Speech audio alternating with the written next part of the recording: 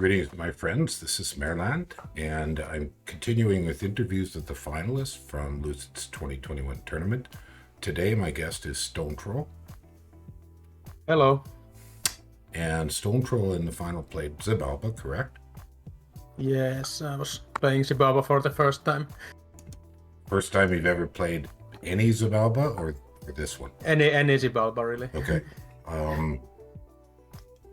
If I remember right, I think I talked to you after you played this game when I had a Xibalba game coming up, and I think you were the one that Gulliver's Travels. Gulliver's Travels, yeah, and you helped me out with the easiest expansion is just buy the cheap.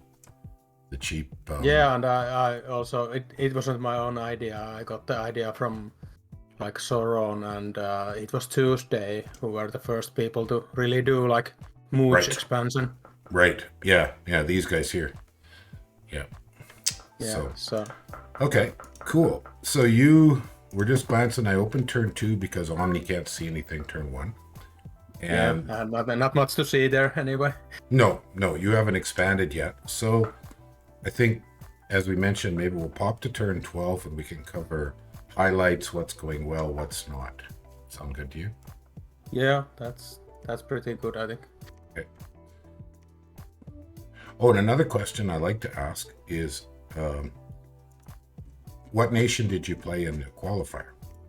Well, I was playing Mekoni in my qualifiers, okay. And I actually didn't qualify because it was the funny thing that I got really close. I went to 5 thrones and then was stopped at the last one in a close fight. And then Yacello, who's Ashdod here, got through my qualifiers, and I don't know, it was just like dumb luck that everyone else was who was in the finals. They had like some friends who are already ready to sub in for them, so everyone had spare players for themselves, but there was no general subs, and I somehow just put my name up for Lucid, like if you want to be a general sub, and then after Balabe had some kind of an accident and couldn't play, and then he just asked me to sub into the finals. Oh, that's right. Yeah, it was Balaba or Balabi or whoever. Balabi. I don't know how to pronounce it. Either way, I forgot that it was him originally, right? And he had to drop out. Yeah. Well, the commitment for these games is huge. Yeah, and I think it was something that prevented him from using a computer, so he couldn't play. I don't remember exactly, and he wasn't talking about it too much. He said like he had some kind of an accident, but that's it. Right. Okay. Why don't we just, at a glance here, if we watch a battle. Yeah, I think that's the Pythium. Just a scout. That's catching scouts. Yeah. Yeah. But we might get a chance to see. Oh no, you don't have anybody in here who's sacred. Oh no, you got one Moocher jaw. You're gonna. Yeah, and I have I think I remember my bless. It was Berserker and Blood Surge, and was it? Okay. Some cold defense skill and cold resistance, because it's water, nature, blood. Oh, there you go. Yeah. God. Okay, good. I'm just gonna. One thing I've been doing is just for the sake of, if it comes up, I grab a quick clip of the bless. I have these written down somewhere else. For some games, I save up blesses in like Discord messages between friends or someone else, so I can look them up easily. Me too, and I usually keep a notes. For important games, I usually keep some notes in Windows Notes, and I'll just toss these little pictures in. But also, sometimes I'll put them up on the screen here in the video. If by chance I flip through it too quickly and people won't have a chance to read it. So yeah, you've got Cold Resist, Defense Skill, Blood Surge, and Berserker. That's a very inexpensive bless. It was really cheap. It was all fives in the paths that Titan already had, so it wasn't too hard, and also the paths were good for creating a sort of indestructible super combatant out of the god. And your god year 1 and year 2. I'm guessing it's Stormont, or did you go Awake? It was Awake. Oh, okay. I started out with the bless, and I remember the plan was that I researched for a couple of turns for Construction 2, and then forge out gear and use the guard to expand as well. And the guard was expanding north where Pythium is. Yes. So it was like one of the things that helped me make the decision to fight against Pythium at first. I'm just looking. There he is. Yeah, there he is. Teodul of Rain. Yeah, Teodul of Rain. Perfect. So you've got fairly average size territory for this point in time of the game, similar to many of the other nations. There's a couple. Yeah, I think I got something from every direction except Isitaris, who got all the 3 provinces between us by using mercs, and he also had really good troops for expansion. Right. Yeah. I think I talked with him a little bit, but he didn't want to give up any provinces without that he had already conquered, and I was like, fine, that's fine with me. I don't really want to fight against Jotun at that point. He had a good expansion. So are you at war with Pythium here? Yeah, I think it was a few turns earlier, so it was like pre-year 1. I had my guard up in the mountain province between me and Pythium. Right. And also had some troops up there, and he had just taken the grassland between us. Okay. And we had some negotiations, like he asked me, do you want to sign a peace deal? And I didn't respond immediately. I just told him that my troops are moving elsewhere, and that I actually was talking the truth, that my troops moved east to take provinces. There's the province next to it, below the forest. Oh, yeah. Yeah, so my troops went there, but I didn't mention that my guard was going up, and my guard just went up alone and took the farmlands from him, so I could use it as a... And then immediately dump PD there and hold it. Because I had seen him take, 30 PD, take right. the province just ahead of me, like 1 turn before I was ready to move in on there. Right.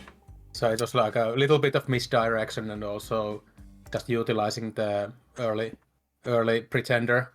No, we can see this here as Omni, that poor Pythium, he got he was super unlucky in this game. Did you know about the knights sitting here? Yeah, I had scout there as well. Yeah. So as soon as you see something like that, and this was after the war had already started between us for a few turns, and Vanheim was getting ready to attack him, and he contacted me and asked to join the war, and I was really happy to let him get in there. Yeah, right. Grab some territory before it's all Vanheim. Yeah, we made a 50-50 split of his lands, basically. Oh, okay. Where I also get the capital. That's doesn't go as quickly as should have been, but those were one of my several mistakes in the game. Was already starting stuff when the previous war or anything else wasn't quite finished yet, or I hadn't. Looking back now, years later, I can see that I was not waiting for the right timings to fight. I was fighting before I had all the things I could have had if I just researched for a few turns or take to build up forces. We saw some of that in some of the earlier episodes this week. I've done some of your neighbors, and we could see that, you still had troops tied up on Pythium, which is awkward if you've got another war going because you've got them tied up. But I didn't start the next war. Oh, okay. It was Nick Knight who was, I think he was trying to engineer a 2v1 with Ashdod against me, and then Ashdod bails out. Oops. I think. Oops. Okay. And then I end up fighting him for some time. Well, I'm wondering. Yeah. I'm just thinking, maybe I'll just jump 1 turn ahead, because I'm thinking we might have a nice battle coming up here very soon. I don't remember. Yeah, I'll just try it. It's very possible he just backed out with all the gladiators and it could be. stuff. No, where are we here? Nope. You attacked. I just roll. But there's not a bad one. Okay. Yeah, I was just using my cheap army to push forward because I knew Vanheim was attacking, so I'm just grabbing territory as well. Yeah, that's very. Oh boy, that's a lot of PD, and you actually had pretty Yeah. minimal losses. Yeah, but it's the long line of mooch that's very good, and also Yes, yes. all the bucket shows are also really strong. The Bakemono coming up the back. Yeah, Bakemono, yeah, yeah, spears like absolutely. they just stab everything. Yeah, and they're size 1, and yeah. Yeah, No, yeah. we saw quite a bit of the Bakemono with a couple of the other players this week. So yeah, that Yeah, and went I also very well I for played you. a lot of Yomi, for example, mostly, and the Bakemono are really strong troops. Like I played the Scales Yomi build also, which is really fun because you just build up a lot of Bakemono and then you lead them with the Ghost Generals, and Right. you basically make an expansion party each turn if you find any mountains at all, or if your capital is a mountain, because you get the gold discount. Right. Yeah, they're very cost effective. Yeah, for 5 gold, it's like an insane troop. Yes. Okay. So So, yeah, maybe this we is can. the Vanheim doing the Alpha Strike. Yes. Yes, and poor Pythium does clear his capital. Yeah, of the nights and but- takes losses. But he's got another army here, so it's kind of Yeah, it's awkward. basic. Yeah. I think And he then, ends up suiciding most of the gladiators there. So I think going up for the palisades. He went for the palisades because I had a lot of scouts, especially in this direction, because one of the nice things about the Xibalba build is that when you get forest, you also get foreign recruit scouts Yes. out of all the forest, so you get 25 gold mooch scouts. So I've been recruiting scouts and then some mooch jungle mooch commanders for because they're stealthy. And that's like another, because your basic troops are not stealthy, but then No. all the forest mooch are stealthy, so you can use them. And I think I used them somewhat later in the game for like stealth attacks as well. So you sneak into enemy lands and then take several provinces at once. I think I even had some plans to go into the pond and annoy Arco, but they never came out because of other stuff. Okay. Didn't go as well as planned, so I wasn't quite that free to do as I wanted. Well, sometimes that happens. Yeah, I think Shall we jump ahead a bit? rarely I get games where everything goes smoothly and perfectly. So an interesting thing I noted when I was looking at your armies is you went with the Chakmuch Obsidian Warriors instead of the big Mooch. I also used the cheapest ones, the dart throwers, for the really early expansion. I had the poison dart throwers that are the Right, these guys here. even cheaper. Like it's only 19 golds and almost no resources. Right.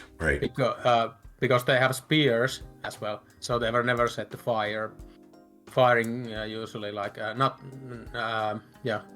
So firing ruins your formation somewhat, but if you put them on hold and attack, they'll shoot for a couple of rounds and then go into melee, because with my bless, those spear guys were pretty good at repelling stuff and hitting things. Okay. And also, it was in the testing for the guard, I found out that I can expand really well because the Berserk helps with the morale problems. So Okay. there was like, for example, one really early bump in the first year was with Isitaris, because he was, after he'd taken all the in-between provinces, he actually tried to take one more province closer to me with the very quite strong mercenary company, the Atavi warrior, not Atavi, but the Bandar Band. Oh yeah. That Okay. are like the really strong ape warriors, and then I had some of these dart throwers there and some other troops, and I actually beat the Bandar Band with just a couple of less numbers in Jackmood's spear dart throwers and some Excellent. basic mooch warriors. So it's the one province to the right with 2 mines. And it actually later on the game there's also Mount Frost there, where I can summon frost wolves. Oh, that's sweet. All right. I had some small armies of frost wolves later in the game, Yeah. and they were all from the site. I never cast the actual spell to make them. Okay. Well, let's jump ahead then. Yeah.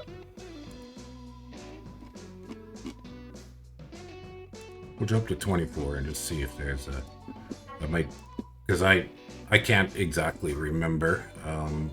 Okay, these are messages that were to Omni, so they don't have any impact on. Yeah, and I was really bad at messaging the Omni. I've always forgot about it. Oh well. Yeah, this looks like that's part of the reason I wanted to do these is we got a lot of messages from some players, but some players we got no communications from them, so it's nice to sort of go back and say, okay, so what were you thinking about? Well, here you are. You are parked on top of Pythium.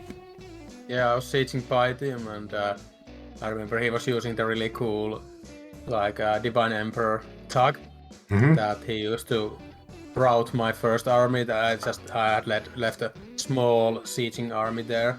Yeah, and he managed to he basically made them run away without any losses. Like, I took literally no losses, but he was using a fear helmet, and I couldn't kill it because it had all the physical resistance, moss body stuff. Mm-hmm. I remember that. I was using fatigue weapons that after he was fighting, I put him below over 100 fatigue, but still you can't kill that thing with normal attacks. So right after that, it was really interesting because I had to build some counter attacks to kill him, and ended up using like quick and one of the cheapest mages I have are the I think I think I used sacred mages. The water, like the water earth ones. Water death. The water death earth, ones. Yeah, they're even cheaper. Water earth ones because I can like get.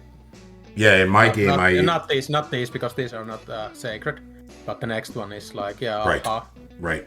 So I just used them to first make some eye catchers and then some other gear, and then had 2 of these in the army and buffed them a lot, and they went to work with the eye catchers on the Emperor and just took him out in a few rounds with quickness and like iron skin. Basically. I wonder if we could find that turn. Should we be going backwards or forwards? Try 1 turn ahead. 1 turn ahead? Okay. Like 25. But if you can't find it, then it's not that. No. Like it's basically not this, because he just broke siege with it. It could be later on. Yeah, we can. I don't remember. Yeah. I'll jump around a little while we talk. But it was really cool. But yeah. People can see it in the main series. Yeah, I think it caused quite a lot of talk. Oh yeah, it was fun. It was really cool. Oh, that's just a scout. So I'm guessing it's probably the very next turn. It's either the next turn or it's a few turns earlier. Oh, I would actually bet it was earlier. It was I think it was dormant, so it's after first year he gets it, and then he trades for some gems and gear from someone and makes the tug. Because he knew he was doomed. He had been sieged in his capital for a long time, and he was just making a point about staying in the game as long as possible. You bet. Yeah, it's like the usual thing you do. But this turn 27. Yeah, this is kind of interesting because this is the time that Uruk had ended their nap with me, and he was starting to get ready to attack me because I had taken the throne in the swamp between this us. One here. It was the Iron Throne. Mm-hmm. And I had just enough time to fort it up because he was ending the nap as I had started building the fort. Oh, that's good. I kind of knew he was going to go for that, and just before the war, I caught 1 patrol of Bakemono from Ashdod in my southern provinces. Oh yeah. And then he was just because Ashdod was fighting against Jotunheim, I think.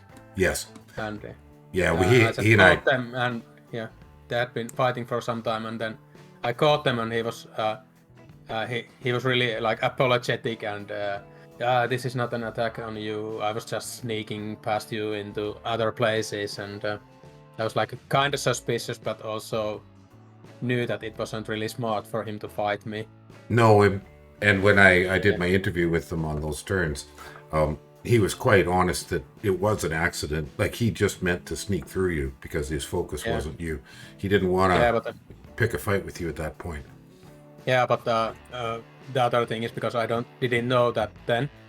No, you never do. It could have been like he could have been getting ready for a sneak attack, especially since how Nick Knight had been talking to me.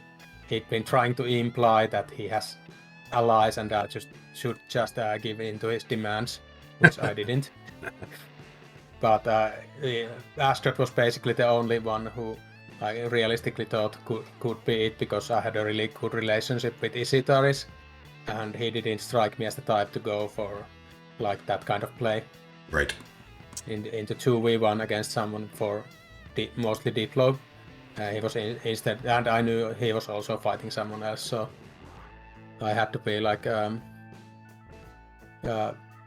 careful and I don't know, not what the word is, but play around the situation and like try to smell how things are going. Okay. Mm-hmm. Smell the winds. Yeah, smell the winds, sniff it out. I see you've got some of those frost wolves. But here they are. Yeah, there's like you winter can see wolves. the Mount Frost. Yeah, and and you bought some of the. You bought some of the wool much, the big much. Yeah, I was experimenting throughout the game on stuff, and of course I had people to ask for opinions and advice. And the big moods were, of course, I think theoretically better against Ashdod because they hit so hard. Right. So you could, if you buff them up, you can kill the Anagats pretty cost effectively as well. Yeah, you can actually punch through, whereas the little spear guys just may not get through the armor. Yeah, and if they have something like regen, you really need good DPS to actually kill the units. Yes, absolutely. But yeah, I think this looks like it's the brewing up for the war against Uruk. It sure does. Let's just jump one turn ahead or a couple turns ahead, just see if this war gets started. Yeah, and I think that's the war where I made one like a good move that I can still remember. That was like really nice. Okay. At that time, it was. Here's. Here we have. Oh no, that was an assassin. That was just his prophet. I think. Oh, and you tried a dirt cheap storm, right? Yeah, you're just using some foul spawn. Yeah, he had just resummoned his god inside. Yeah. So, and what's his god got for? No gear at this point. No gear because it's just been resummoned. Right. The recalled.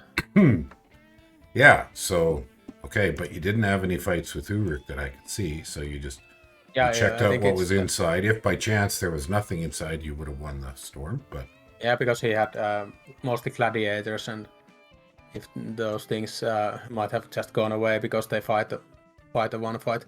Absolutely. But yeah, I think I remembered wrong. Like that Uruk fight wasn't starting yet, but it's coming up. It's probably very soon. Okay. Soon. Be kind of cool to find it, so we'll just jump ahead a bit. And you can jump a few turns. It's not the first round. First round is not that interesting, but then I can explain one really nice maneuver. I close to this turn and then 2 turns ahead. So okay, I can actually explain from this turn. So this is his very large army that's attacking me, mostly Iron Warriors and also the big Mushu chariots. Yes. And he didn't have a troopless, but he had like magic penetration, arcane finesse in his bless, I think. Okay. So he was using sacred mages for mind burning and things like that. See if we can get a little bit of a glance here. Yeah, he has the maidens up there, so you can check the bless from them. There we are. Oh yeah, just Barcaster, and that's it. Oh yeah, right. I remember that. Like a really, really greedy god, and Sai punished him for that later. And about that, I also had like been talking with Sai for a while. Yeah, because I think Sai was also interested in attacking Uruk, and then when Uruk ended his peace deal with me, I He immediately contacted Sai, and he was. Sai and I talked about. We got to this war on Wednesday, and here he comes. Look at that. Yeah, and he gets a whole lot of land for free because Nick Knight probably thinks like he needs to knock out one enemy to have any kind of chance in this war, and he thinks he's going to knock me out with a big strong attack right away, and that's the really neat little trick I did in this game, because now you can see his army is sieging my throne, and I have already I knew it was coming, so I had grouped up most of my troops next to it, and I predicted he was going to try to smash into my army and catch me in a battle. So I knew I didn't know, but I thought he was going to attack the forest here, where my troops are. Okay. And he did. And the thing is that because my troops were amphibious and his were not, all of my army is going to cross the river, because it's not frozen river, because his lands are hot. Right. So my troops cross the river onto his fort from here, and his army walks into my province where the army is. And next turn I also use my guard to clean out anything he's going to leave on the fort to storm it. So the thing is that his army gets stuck in a very bad position where he's cut off, and he can't move on the top of his own fort, because there's a river between us, and I can just storm it in one turn. So it's like yes. Using the river here. Yes. You can check and I also had a bunch of the assassins with gear. I was using some really cheap gear with longbows of accuracy and a bunch of acorns, so you can't see them, but it was also another thing that was putting him on the clock. Yeah, that's one of the... he's bleeding mages every turn, because there's always assassins, and they are pretty good against mages, because they shoot the bows that disrupt the spells, and then you have cheap chaff with the acorns. So you were buying the capital assassins? Yeah, and there are only one commander point also. These guys so here. You get two. I bought a fair number of them in Gullivers as well. Just if you gear them up, they're really good. And my initial prophet is also an assassin who gets a whole lot of kills, and he gets heroic toughness. So I equip some the water sword that gives HP, and then because of how the prophet bonuses are calculated, he almost goes to 100 HP. On Dominion. Yeah, that's the coral sword. Because the coral sword, and then you multiply the after you add all the bonuses, then you multiply the prophet bonus. So the prophet candles go up really high in your own Dominion. So he was basically an giant, size 2 giant. When I first used these, I tried having them throw a bit. I don't think they ever once hit with that dart. They just never hit. It's terrible. That was just using them naked against simple things like independence or whatever, and I just thought, I'll try it. I'll see if those darts hit, and oh my god, they're terrible. Yeah, one of the reasons why I wanted Berserkers also, that you don't need to bless or have holy flasks on your assassins to get some use from the bless. Right. Because sometimes when you use them, they also run away, you get hit, and then they're just like, oh, fuck it, I'm running away. Yeah. But when you berserk them, they at least fight to the end, because they also use fatigue attacks. They might just kill the enemy or make them fall asleep. So you've now surrounded his doom stack. Or more like avoid it. And but it's got nowhere good to go. And he didn't want to try for my capital, because there was more assassins coming from there. And here... And this is the big... You did a lot of damage. Yeah, so point buffing with... I'm thinking. There's a way there. You've got Kamazots up front. Kamazots. Yeah, he was just there distracting. Yeah, enlarge and personal region. Right. Mm-hmm. Yeah, so there's one way to buff him, and then also he casts some of the spells like Moss Body himself. Exactly, yeah. Just a perfect opportunity to make sure his buff cycle gets completed. Yeah, and those because the Camazots are technically size 1, you can twice burn them for 5 death gems. Mm-hmm. And it's really nice, and he finishes the script with reinvigoration to go Right. 0 fatigue, and Get then his just fatigue down. And then gear-wise... he's using construction base. Now he's actually construction 4 because I needed the boots. Reinvigoration boots. Yeah. Yeah, and he's basically just geared to survive. Yeah, that's fairly inexpensive gear. Yeah, nothing really special. Oh, they got you with a mind burn, but like you said, your dude is. My dude is now white mage. Is twice. But I think he also self-owned a little bit with the howl, because after the howl, my guy gets paralyzed, but he's mostly surrounded by wolves. Yeah. Wolves, get stuck on the frost cold aura and fall asleep as well. So yeah, I had a similar thing basically happen. fine for 30 turns. Yeah, I had a similar thing happen with my monolith, where I dropped it, and it got surrounded by the wimpy troops, so the tough guys never got close enough. It was against the Knights of the Chalice. Yeah. So they did chip it's like damage. One of those things, yeah. Yeah, and it's one of those things like you don't always want to cast Howl, because sometimes it can work against you. Yes. Well, I think we're going to... This is just going to time out, this is right? not... This is just that this happening. He gets a horror mark somewhat, but that doesn't matter really. Takes a little bit of chip damage. Okay, so very cool. That worked exceptionally well. I wonder how you got the kills. Well, he killed some wolves at the beginning, and then he sometimes wakes up and stabs a dude, and then... Okay. Because he only was stunned for 30 turns, and then the Astral Mages were horror marking him and doing other things, and I had geared up for magic resistance as well, so he should survive, not get... Well, he wasn't using paralyze yet. Right. This was like this really small window, because he didn't have Soul Slay yet.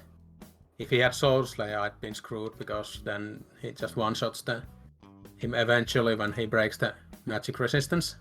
Yeah, you got 24. Iron Crown. Yeah, Iron Crown, and...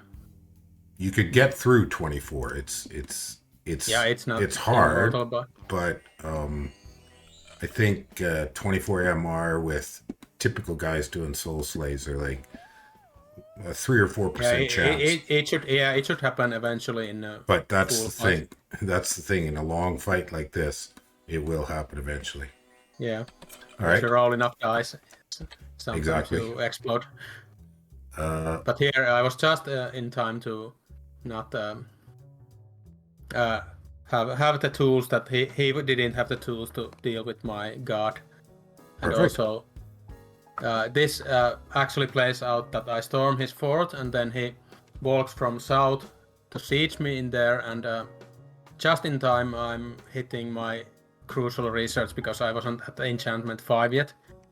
So I hit all my crucial research just in time when he's ready to take back his own fort, and I break out and kill most of his stuff. Oh, very nice. Okay, we should look at your research. I just jumped ahead. Oh, I see. So he's decided to kind of do the safest move back to his fort. Yeah, he's by coming going back south. And I think you can take forward 2 turns, and you should probably find the cool fight, like the big fight. Because now I'm just in his fort. I'm just researching with my mages and taking my time. Oh no, this is my research. Sorry, I've forgotten that I'm in Omni, so I can't see. That was 31. Yeah, you can see it, but I was aiming. 33. I knew I was aiming for Alteration 5 and Enchantment 5, so I get or Alteration 6 because I get Darkness. Yes. And then I was using Quagmire and Darkness and Hordes of Skeletons. Oh boy. So that army looks like... Oh, look at that. Yeah, it's this one. It's gone. And you lost 2 Wayob and 58... Yeah, they were like communion slaves for one of the big spells. You're right. Yeah, that's I did lose a lot of troops, but if you run the fight, it's like really... spammy. I spam a lot of skeletons in there, and Right. it was really close because he almost came to the point where he overwhelms me. But Oh, I because remember of this all one. the Yeah, with your big, broad, spread out formation was highly and I effective. wasn't using a communion. I was just using third slot reinvigoration to push out more Right. skeletons. Right. And I Excellent. got Quagmire and Darkness And Darkness. He did Howl. He did Light of the Northern Star. Yeah, but There's so many targets.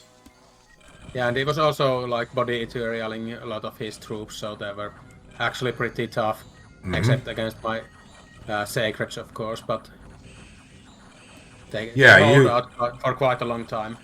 You lost your sacreds, but Yeah, let's they just get have a run over look by at. chariots. Oh, they're doing pretty nicely though. Like 20 points of damage. Got a limp. Hits him again with the poison for 5 more. Yeah, and the poison is fatigue poison, but it's not very good against large. And they're even getting repels themselves. So the Mushushu didn't get them. Yeah, that's pretty good stuff. Yeah, that's why the spear guys are really nice, because they repel with the spear. Yeah, excellent. No, and then he's just tied up so badly, and there's a look at that. He's fatigued. He's fatiguing out already. Yeah, and I think one of the things is that this game and after this game, when I fight against Uruk, because all of their troops are really high incursions. And so if you can make any fight last long against them, they're going to fall asleep, because also the maidens are also really high. Yeah. High incursions, they're like 10 as well. So unless you really bless them for reinvigoration and blood surge or whatever, they are not going to be good for long fights. Excellent. So at this, and let's see, he did a small. You can see how that's kind of minimal. No magic. Yeah, and I was like raiding around, and he was trying to siege my water fort, but I had my prophet there who basically single-handedly stopped the thing, because he was killing commanders every turn, and he was using water breathing items. And so every time I kill a commander, all the commander's troops drown as well. All the guys drown, yeah. But yeah, you can see here that Pangaea is taking most of the profits. I'm basically almost in the square one. I take one port, and that's almost it. I get a few more by the end of the war, and then I actually do the same thing I do, that where I don't finish someone off completely because of some bad luck. Oh gosh. I think a Howl Wolf ran past and killed my Wailing Winds caster or something. In this one? That's why I don't. Not here, but like a year from now, when I try to finish Uruk in his last fort next to the throne.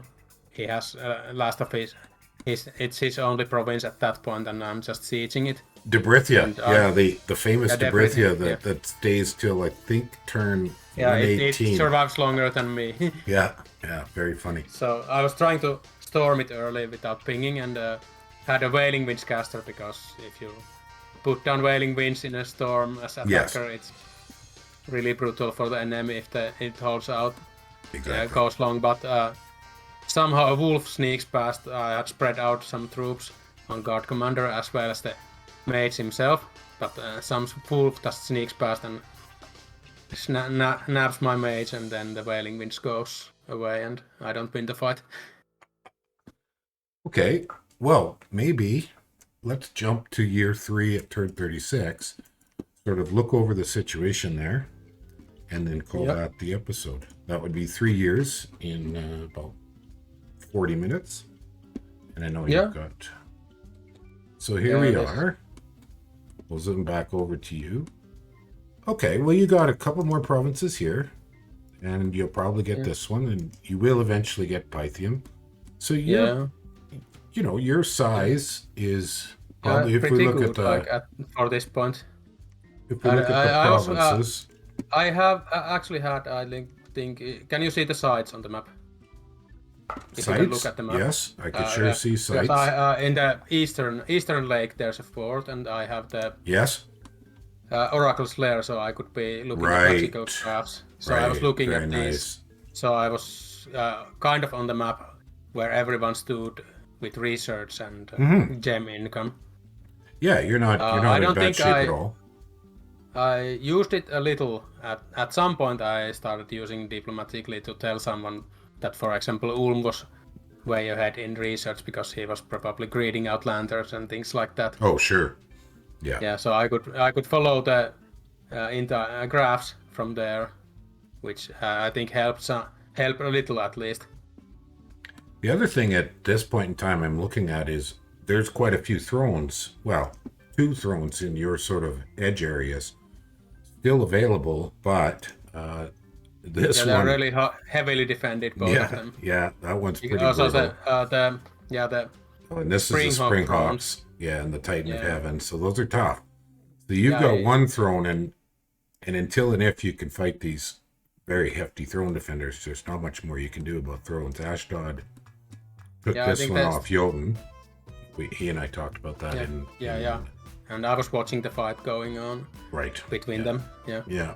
But And, I think the Springhawk throne could have been easily like super compatible with the guard if I just gear him up for shock resistance and take it that way. But I never really got around to it. There's always something else for him to do. So Right. I should have done it because it stayed independent really late, and then I think first Jotunheim and then Arco took it really easily. I think Jotun used a single Scrati or something to clear it out. So, Yeah. any final thoughts for this episode? Yeah, well, this is still the part where everything hasn't fallen apart. So I was feeling really good. I knew I was a blood nation, so I was starting to push.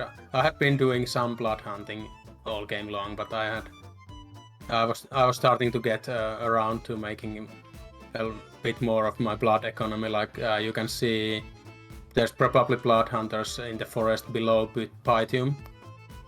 If you can click on the no, not yet. But I was not yet. I was blood hunting like Hailmire, and because I get blood hunters in the forests. Right. Yeah, you from get the lab, way. so I was just and I also get good patrol troops. So I was mostly patrolling all the lower population forests because it was like the path of least resistance and the least work to do. Don't have to move mages around and have scouts carrying all the blood slaves away and all that, so I can save time on research and keep my troops in good place as well. Well, thank you for your time, Stonetroll. And thank you too. Good. I think this is a really nice idea about these interviews. Like, I haven't watched them yet project. because I'm a bit too busy, so I haven't watched them yet. But I think I'm going to get around to it someplace. Like I'm not going to watch my own interviews because we're doing it, but I really am kind of interested in what some of the players are going to say. I'm not going to be able to do everybody. Some have disappeared and some don't want to. But I've got 7, I think, already lined up. Yeah, that's still a pretty good number. Yeah, and then what I'm kind of going to do is stagger them every couple weeks between the different people, so that instead of doing all of sort of your perspective, I'll have you and then the next person, and sort of they'll all kind of head towards the end. So it'd be great to talk to you in a couple weeks. Yeah, sure. I can make time. All right. Yeah. Okay. Well, it was really fun. It was. Thank you very much. Yeah. Okay. Thank you. See you. Bye, everybody.